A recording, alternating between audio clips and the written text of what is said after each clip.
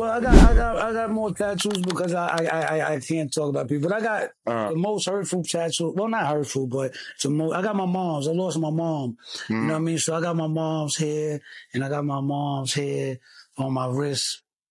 And I got them on my wrist. People say why I got them on my wrist, but you could probably imagine why I got them on my wrist. Her name on my wrist. But yeah, being for those who don't know, you lost your mother to yeah, my mother, she OD'd off heroin, you know what I'm saying? My mother struggled with narcotics all my pretty much majority of my life, you know. So while I was out in the world dealing with contracts and things like that, I still had to be on the movie set and worry about my mother buying fucking drugs from these same fucking sucker niggas that sold to my mother and tell me what's up.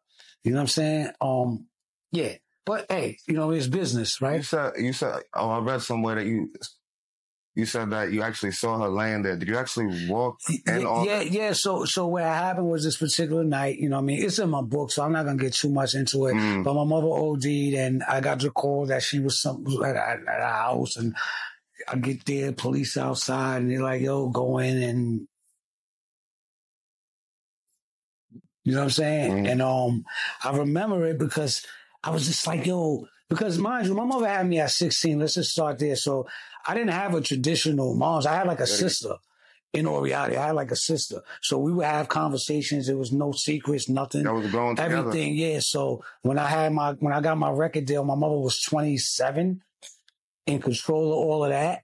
So yeah, it started off with, you know, oh yeah, your son's famous, right? You know what I'm saying? Let's smoke the weed, let's get some coke, let's take some pills, let's smoke some crack, and now you're shooting up fucking dope 20 years later, right? Do it. So yeah, that was just, it was one of them conversations like, you ever talk to a dead body? I have, you know what I'm saying? And, you know, but I remember conversations, so it will be one that I will always use the analogy of the cup, half empty, half full. But eventually it's either overflows or there's nothing left. You got to keep the balance. Yeah. Got to keep the balance, you know. It's not what you do, it's how you do it. And excessiveness. Anything of too much of anything isn't too good. So even take a rest sometime. Put your damn phone down. Take a couple of days off from posting. Like, too much of anything's not good. Yeah. You know what I mean? Definitely. So I want to talk about, because right now you're even doing like some prison reform programs. You're involved in some prison reform programs and like trying to give back. Well, sort of, kind of, right? Yeah. Okay. I promote wellness, right?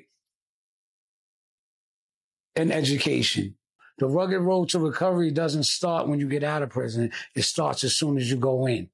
Because as soon as you go in, you got to prepare for when you're coming out. I always didn't understand, like, what do you mean you got out and you broke? What? You did how many years? How many money orders you got? You mean to tell me you wasn't saving at least $10 every money order? You wasn't saving $2 every check you get from working in that place for when you get out? Or you just going to depend on people to do something for you when you get out, right? The most liberating thing for me was getting out, right? And didn't have to, when I got picked up, didn't have to wait till anybody say, yo, stop here to get something to eat. I'm like, pull over.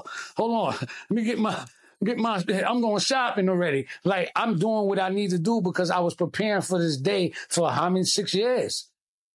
So in totality, how many years have you spent in prison? My first bid, I did 2 years with 3 years parole. The first bid was what?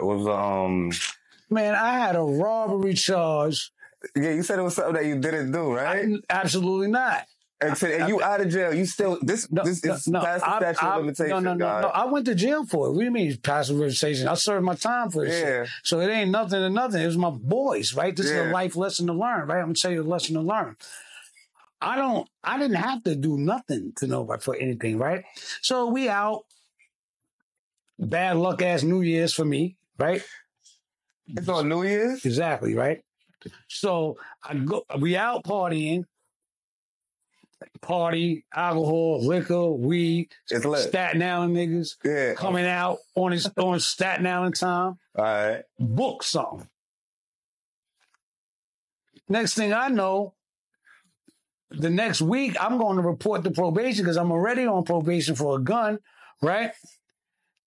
They said, yeah, what happened over the New Year's break? Nah, everything was good. It was great. Well, some detectives wanted to, for what? There you go. Yo, you was da-da-da. They got us coming out the club. Who's these niggas? I don't know, protecting my friends, right? When I was on TV. I had these things going for me. Why my friends ain't step up and say, nah, nigga, we holding this.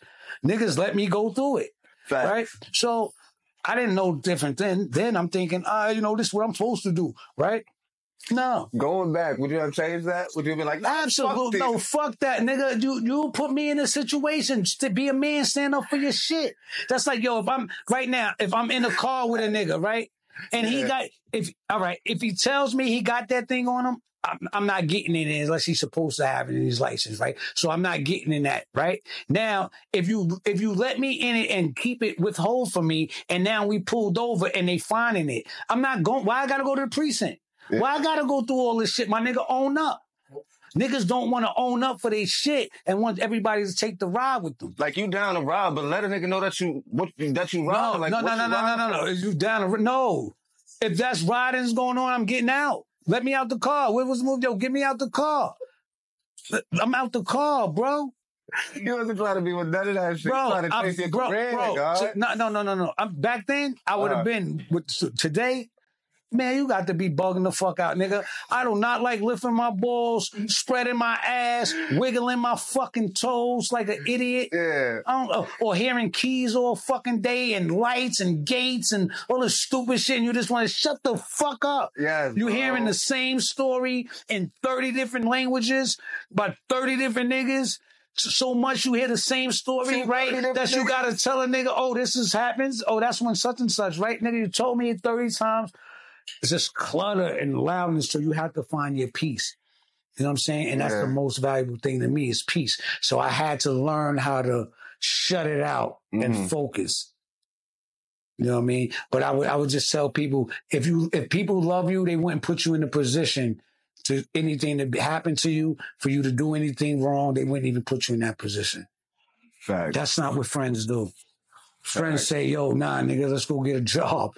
Nah, nigga, you gonna be away. Nah, nigga, niggas is killing niggas now. Yo, I got friends like that. Then when niggas start getting killed, these niggas say, fuck that. Niggas went to school, and these is radiologists now. Niggas ain't I got one friend that's a radiologist right now. I got another friend that just got 30. I'm like, where do I want to be?